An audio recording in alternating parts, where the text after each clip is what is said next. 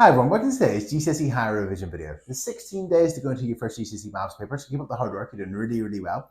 And today we're going to focus on the topic of vectors.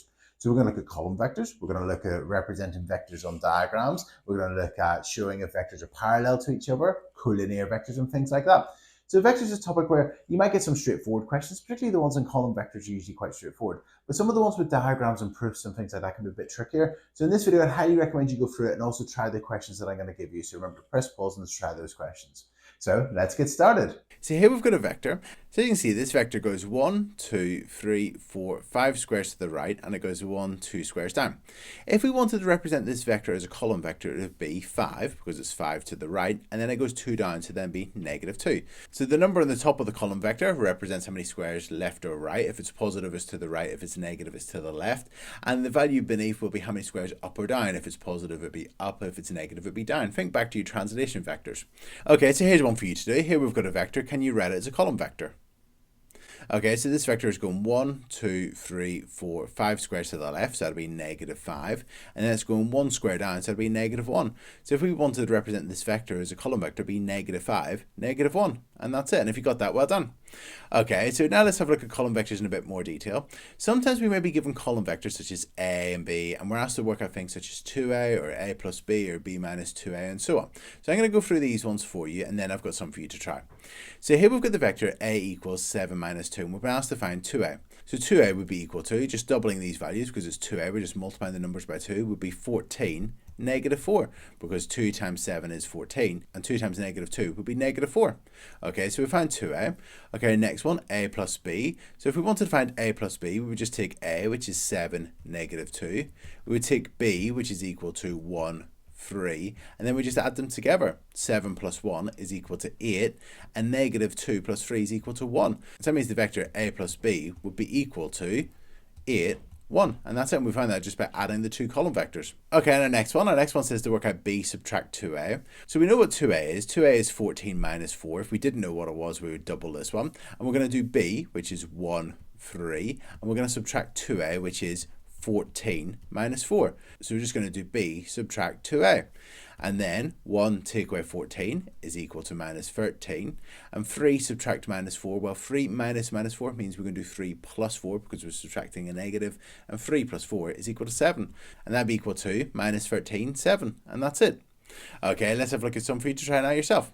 So we have got the vectors A and B. So A is equal to 8, 6. B is equal to -2, 1. Can you work out 3B? A subtract B, and 4A plus 2B. Okay, so 3B, we're just going to multiply both the numbers by 3. So 3B is -6, 3. And if you got that, well done. Okay, A take away B. Well, A take away B, that's going to be 8, 6, subtract -2, 1, because that's A and that's B, and we're taking away. So 8 minus -2, remember 8 minus minus, we're subtracting a negative, so it's going to be going back up, so it's going to be 10. And then 6 take away 1 is 5, so that'll be 10, 5. And if you got that, well done.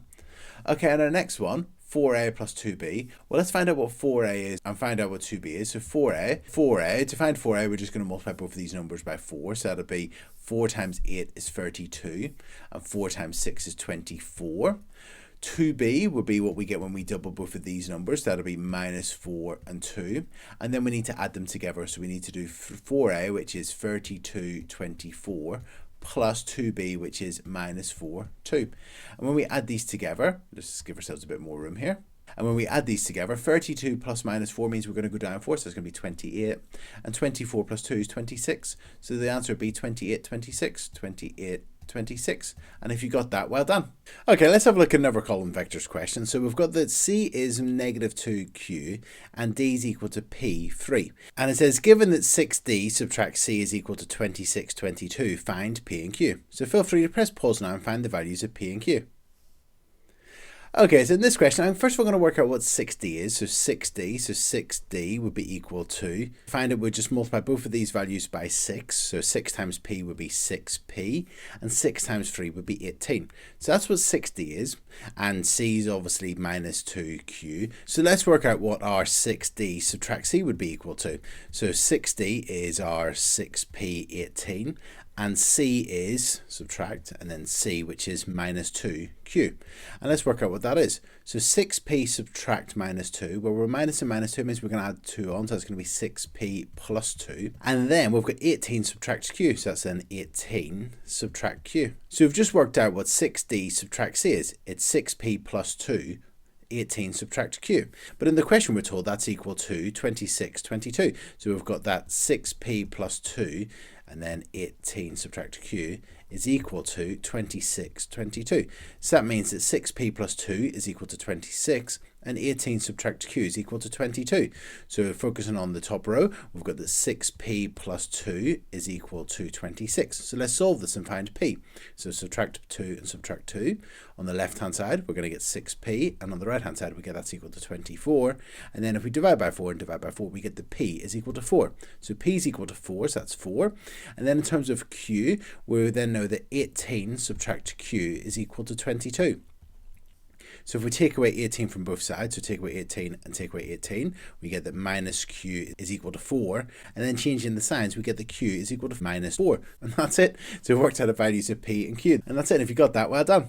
Okay, now sometimes we may encounter vectors on diagrams. So here we've got a diagram and we're told that OA, the vector O to A, so to go from O to A is equal to little a. So in other words, if we go from O to A, that's little a. And here we have got 1, 2, 3, 4, 5, 6, 7, 8, 9 small parallelograms. So all of these distances are little a, from O to A, from A to B, from B to C, and so on. They'd all be little a. And the vector OD is equal to little b. So O to D is equal to little b. So that means that O to A is little a and O to D is equal to little b. And as I've mentioned, this is a parallelogram and these are congruent parallelograms. So I want you to press pause now and I want you to write down how you would get from O to G. So what would the vector OG be? Okay, so if we wanted to get from O to G, we would go 1, 2, 3 to the right, and then we would go 1 up. So that would be A plus A plus A. So they're all A, so that's an A and that's an A as well. So altogether that would be 3A, so 3A plus, and then we're just going to go up a b here, so that would be then plus b. So the vector OG would be 3a plus b. Now you could have done your b first of all and then done your 3a and got b plus 3a. I would tend to do the a's first of all and get 3a plus b and so on. So if you got 3a plus b, well done. Okay, next, can you find the vector NA? So can you press pause now and find the vector NA? Okay, so to get from N to A, we're going to have to go back one first of all. So to the right is A, so to the left will be minus A. So if we go this way, that's going to be minus A. And then we're going to go down, and then down, and then down. So that's going to be going down would be minus B, another minus B, and another minus B. So going the opposite way will be the negative. So if going to the right is A, going to the left would be minus A. If going upwards or going up this diagonal is B, going down would be minus B, and so on. So if we wanted the vector NA, that would be minus A, so minus A. And then we're going to add minus 3b. Now instead of writing plus minus 3b, I'm just going to write minus 3b, because then it would have minus 3b, because it would be minus b, minus b, minus b, so it would be minus 3b. So the vector NA is minus A minus 3b. And if you got that, well done. Hi, now let's have a look at some vector questions that are a little bit more complicated. So here we've got a diagram. It says OBDE, so OBDE, that's a parallelogram, and OAFG, OAFG are parallelograms. We're told that B is the midpoint of OG, so B is the midpoint of OG, and A is the midpoint of OE. So A is the midpoint of this line here, OE. And we're told that OA, the vector OA, is equal to little a, and the vector OB is equal to little b. And part A, we're asked to express the vector DF in terms of A and B, given our answer in its simplest form. So let's express the vector DF in terms of little a and little b. So we want to find the vector DF. So to get from D to F, well, let's have a look at what else we were told. We're told that OA was equal to little a, and we're told that A is the midpoint of the line OE. So if this is little a, it also means that AE would be equal to little a. And because these are parallelograms, it also means that CD would also be equal to little a. So C to D is equal to little a. So we've got that. Now it would be quite handy. We want to get from D to F. It would be quite useful if we knew what this vector was. Well, let's have a look. O to B is equal to little b. And B is the midpoint of OG. So that means that B to G is also equal to little b. And also means that from C to F would be equal to little b as well. Now we want to find the vector DF, so D to F. So to get from D to F, you're going to go minus A plus b, minus a plus b. So it means that df is equal to minus a plus b, or you could write that as b minus a, but I've written minus a plus b, and that's it. And then part B, we're going to ask to show that the vectors eg and df are parallel. So to show if two vectors are parallel to each other, we want to show they're multiples of each other. So if we can show that ef is so many times the vector df, that means they're parallel to each other. So let's find the vector. We know what df is, let's find what eg is. To get from e to g, so to get from e to g, we would do minus a, so we would be doing minus 2a to get from e to o, so minus 2a. So we're now at o. We now want to get from o to g, so we're then going to do plus b, so plus 2b, so plus 2b. So the vector eg, is equal to minus 2a plus 2b, minus 2a plus 2b. So we've got the vector df, we've got the vector eg, and we're going to have to show that these two vectors are parallel to each other. Well, that's fantastic, because if we look, the vector eg is actually just double df. If we double this vector, we get that vector. So that means that eg is twice the vector df, and because it's just twice the vector df, that means they're parallel to each other. So let's explain that. So I've just written down, since eg is a multiple of df, it's twice df, they're parallel to each other, and that's it. Okay, let's look at our next question. So here's a question, and we've got a triangle. So we've been told that AOB is a triangle, AOB is a triangle, and we've got this point P, this point Q, and we've got the point C here as well. And we're told that P is a point on OA, so P is a point on OA, yes, and Q is a point on OB. And we're told that AB is equal to 2A, so A to B, so to get from A to B here, A to B is equal to 2A. And we're told that AO, so to get from A to O, is equal to 6B, so from A to O is equal to 6b. Now I'm actually just going to read the rest of this. A to P, the ratio of A to P to O is 2 to 1. So the ratio from A to P to O is 2 to 1. And then we've been given a question. Now actually let's label this a minute, because we're told that AO is 6b, and if we divide that in the ratio 2 to 1, well, that would be 4 to 2. So that would be 4b. So that'd be 4b. So to get from A to P would be 4b. And then to get from P to O will be 2b. So we've just shared the 6b, the whole A to O, in the ratio 2 to 1, because it's just saying that this length is twice that length. So if it's 6b is the whole length, that would be 4b and 2b. And then we're told that Q is the midpoint of OB, so we're told that Q is the midpoint of that line. And we're told that B is the midpoint of AC, so B is the midpoint of AC. So if this is the midpoint, A to B is 2A, that means that B to C would also be equal to 2A as well, if that's the midpoint. We've been asked to show that PQC is a straight line. So we've been asked to show that that's a straight line. Now obviously in my diagram it doesn't have to be a straight line. I'll probably say not drawn accurately in the question, but we want to show that PQC is a straight line. So let's get rid of that for the minute. So we want to show this is a straight line. Now actually, I'm going to bring it back again. To show if this is a straight line, what we're going to do is we're going to find the vector PQ, and we're going to find the vector QC.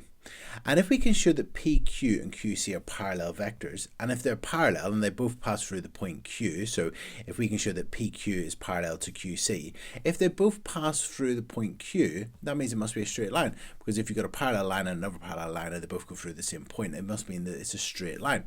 So we're going to find the vector PQ, we're going to find the vector QC, and then hopefully we can show that they're parallel, and if they both pass through Q, then that means it's a straight line. PQC must be a straight line. So let's do that. So let's start off by finding the vector PQ. Now to get from P to Q, I would want to go from P to O, and then from O to Q, or I could go the other way around. I could go from P to A to B, and then from B to Q. It would be handy actually if I could just go from P to O and then from O to Q. But to get from O to Q, I really want to know what O to B is. So let's find the vector OB to begin with. So OB. So OB would be equal to, if I started at O and I wanted to get to B, I would do minus 6B, so minus 6B, and then I'm at A and I want to get to B, so then it'd be plus 2A, so plus 2A. So the vector OB is equal to minus 6B plus 2A. Now we wanted the vector OQ, because if we can find what OQ is, which is half of the vector OB, because remember we're told that Q is the midpoint of this line, so let's find OQ.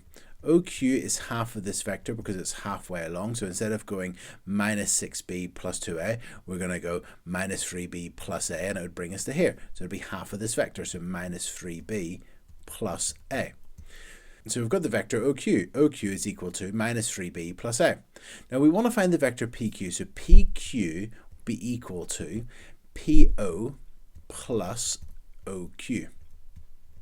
So that would be, because we're going to go from P to O and then from O to Q. So PO is equal to 2b plus OQ, which is equal to minus 3b plus A. Now we just need to add them together to find PQ. So PQ, if we add these together, we get that's equal to, well, 2b minus 3b would be minus b, so that's minus b, and then we've still got a plus a. So the vector PQ is equal to minus b plus a. And let's just check that. To get from P to O is 2b, and then we're going to do minus 3b, so that'll be minus b, and then we've got a plus a, so minus b plus a. So we've got the vector PQ. Now we want to find, well, it would be great if we can find QC, because if we can get from Q to C, then we can see if the PQ and QC are parallel to each other. So let's find QC. So to find QC, it'd be great if we knew what QB was. Well, OQ and QB would be equal to each other because this is the midpoint. So that means that this is equal to minus 3b plus a as well. So to get from Q to C, so QC would be equal to get from Q to C, we would do QB, so QB plus BC. We're going to go from Q to B and then from B to C. So let's do that. So QB is minus 3b plus a, and then we've got BC, which is plus 2a, so plus 2a. And if we do minus 3b plus a plus 2a, that's equal to minus 3b plus 3a. So we've got the vectors QC and we've got the vectors PQ. So that's fantastic. We now know what PQ is. PQ is minus B plus A. And we've found what QC is. QC is minus 3B plus 3a. So we've got the vectors PQ and QC. Now if you have a look at it, QC is 3 times larger than PQ. So it means that they're multiples of each other. QC is 3 times larger than PQ. So QC is equal to 3 times PQ. So I've just written down that QC is equal to 3PQ, because if you have a look here, this vector is 3 times this vector. So therefore they're parallel since they're multiples. So since they're parallel to each other and they both pass through the point Q, well, if this line's parallel to this line, they both pass through that point, then that must be a straight line. So let's write that down. And that's it. I've just written down that since PQ and QC are parallel and they both pass through the point Q, PQC must be a straight line. And that's it. Okay, so here's a question now for you to try. So we've got this diagram and we're told the vectors AC, CB, DE and EC is a fifth CB. And we've been asked to prove that DC, so the line DC, is parallel to AB. So you want to show that this line is parallel to this line. So press pause now and try this question. Okay, so in terms of this question, well, let's find out what our vectors are. Well, we can actually we want to show that DC is parallel to AB. We can actually find the vector AB really easily. If I want to find the vector AB, I can just go from A to C and then from C to B. So the vector AB is equal to AC plus CB. So AC is A plus 3B, so that's A plus 3B.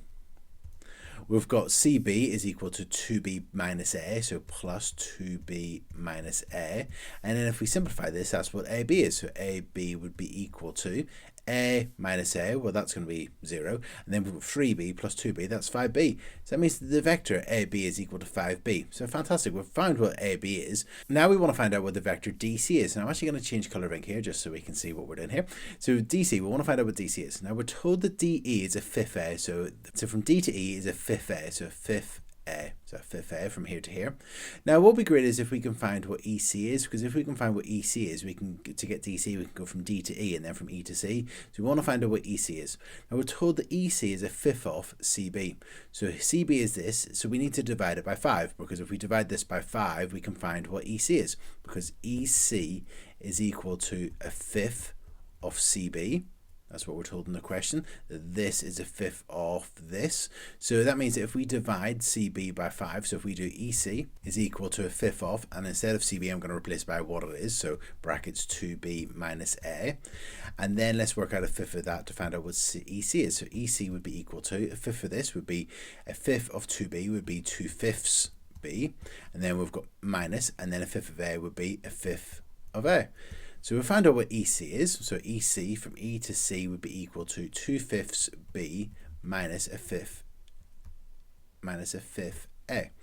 So that's fantastic. We now know what DE is and we've got what EC is. Well, we can add them together to get what DC is. So let's write that down. The DC is equal to DE plus EC. So DE is equal to a fifth A, so that's a fifth of A, plus EC, which is this, which is 2/5 B minus a fifth of A, and then we need to just add them together to find out what DC is. So DC is equal to a fifth A minus a fifth A, that's 0, and then we've just got 2/5 B, so 2/5 B.